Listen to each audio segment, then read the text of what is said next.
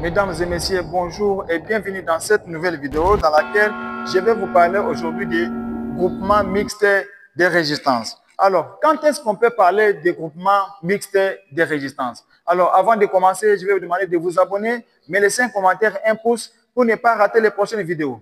Alors, suivez-moi petit à petit, vous allez comprendre comment on peut résoudre ces circuits de groupements mixtes de résistance. Alors, quand est-ce qu'on peut parler des groupements mixtes de résistance? On parle des groupements mixtes de résistance, c'est lorsqu'il y a la combinaison de ces deux circuits. Donc, il y a, premièrement, dans ce schéma, il y a les groupements série. Ici, il y a encore les groupements parallèles. Alors, la combinaison de ces deux groupements nous donne ce qu'on appelle les groupements mixtes de résistance. Donc, ce que vous devez retenir, que lorsqu'on parle des groupements mixtes de résistance, c'est lorsque nous prenons les séries et parallèles, on met ensemble, on parle directement des groupements mixtes de résistance. Alors, maintenant ici dans ce circuit, on nous a donné première résistance R1, R2, les deux résistances en série, et R3, R4 en parallèle. Leurs valeurs sont là, on nous a déjà proposé, et le courant total qui parcourt ce circuit est déjà là de 10 ampères.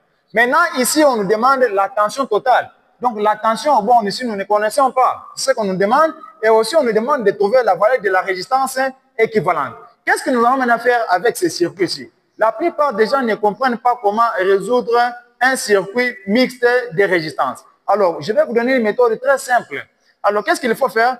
Vous allez d'abord décomposer ces circuits, ou soit passiver les circuits. C'est-à-dire, il faut détacher groupement par groupement et travailler. Et par rapport maintenant, vous allez mettre ensemble ces groupements-là. Donc, je vais d'abord détacher ces deux groupements ici. Donc, les deux résistances couplées en série. Donc, je vais détacher les deux résistances couplées en série. Donc, ici, je prends R1 et RD. Donc, les deux résistances, je les détache. Alors, qu'est-ce qu'il faut faire maintenant pour trouver la valeur de la résistance équivalente de ces deux résistances couplées en série? Donc, les résistances en série vont s'additionner. Lorsque les résistances sont couplées en série, les résistances totales s'additionnent. Donc, ici, on aura RX qui sera donné par R1 plus RD. RD, là, on peut remplacer chaque chose par sa valeur. Or, les valeurs de résistance nous a déjà donné de l'autre côté. Donc, R1, c'est 15. C'est 15 plus RD, c'est 10. C'est 10. Donc, 15 plus 10, là, on trouve directement 25 ohms. Comme l'unité de la résistance électrique, c'est les ohms. Là, on a, à la place de ces deux résistances couplées en série, nous avons trouvé la valeur d'une seule résistance. Une seule résistance. Donc, RQ 1, 2, sa valeur est déjà là de combien? De 25 ohms. Donc, à la place de ces deux résistances, nous avons trouvé la valeur d'une seule résistance. Maintenant, nous allons procéder petit à petit pour que vous puissiez comprendre. Et puis, nous détachons maintenant un deuxième groupement de résistances qu'on appelle les groupements parallèles de ces résistances. Là, on prend maintenant ces deux résistances groupées en parallèle. Ces deux résistances groupées en parallèle. Nous prenons ces deux résistances groupées en parallèle. Donc, ici, nous avons R3, ici R4. Qu'est-ce qu'il faut faire aussi pour trouver la valeur de la résistance équivalente? Nous allons appliquer la formule ici. R 3, 4. Donc, 3 et 4 résistances nous donnent ici directement R1, R3 multiplié par R4 divisé par R3 plus R4. Là, on peut maintenant remplacer chaque chose par sa valeur. Là, on doit regarder maintenant là-bas de l'autre côté. La valeur de R3, c'est combien? R3, c'est 5. Nous prenons 5 multiplié par R4, c'est 20. Divisé par R3, c'est combien? C'est toujours 5 plus 20 ici. Nous allons passer par les calculs rapidement. Donc, nous allons passer ici pour ne pas avoir des erreurs dans les calculs. 20 multiplié par 5, directement, ça nous donne 100. Donc, on trouve directement 100. 100 divisé par 25. Donc, on fait 100 divisé par 25. 100 divisé par 25. Là, on trouve une valeur de 4. Donc, 4 ohms. Donc, pour ces deux résistances couplées en parallèle, nous avons trouvé la valeur d'une seule résistance.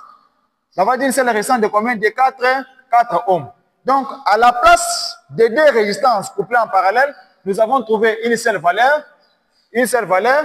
À la place aussi des deux résistances couplées en série, nous avons trouvé une seule valeur. Là, directement, les circuits changent. Là, on peut changer directement ici. Pour que vous puissiez comprendre. Là, les circuits maintenant changent. Là, les circuits maintenant deviennent comme ça. Donc, à la place des deux résistances ici, nous avons trouvé la valeur d'une seule résistance qui est là. Donc, R1, 2. Et aussi, à la place de ces deux résistances, nous avons trouvé une valeur de 4, donc une seule résistance. Donc, nous avons R1, 3, 4. Maintenant, nous devons maintenant chercher la valeur de la résistance équivalente totale. Donc, R1 total.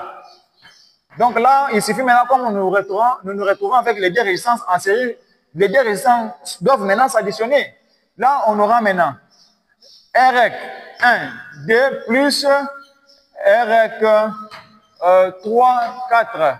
Directement, ces deux résistances vont s'additionner. Je vais effacer un peu ici pour comme il n'y a pas l'espace.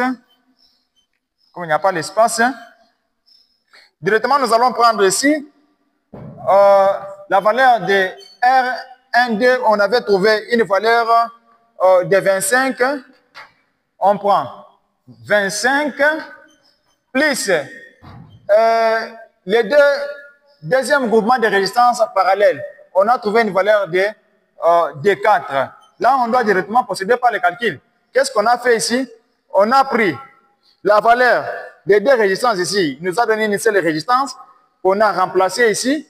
Et l'autre aussi résistance nous a donné une seule résistance. Là, directement, la valeur de la résistance totale, là, ça va nous donner directement 29 ohms. Alors, ce n'est pas fini. Comme nous avons déjà trouvé 29 ohms, nous devons maintenant chercher ce qu'on nous a demandé, ce comme inconnu. Ici, on a trouvé la valeur de la résistance équivalente totale. Là, maintenant, nous devons maintenant chercher la tension totale. Or, selon la loi d'Ohm, le courant est donné par la tension divisée par la résistance. Là, on peut directement tirer la tension.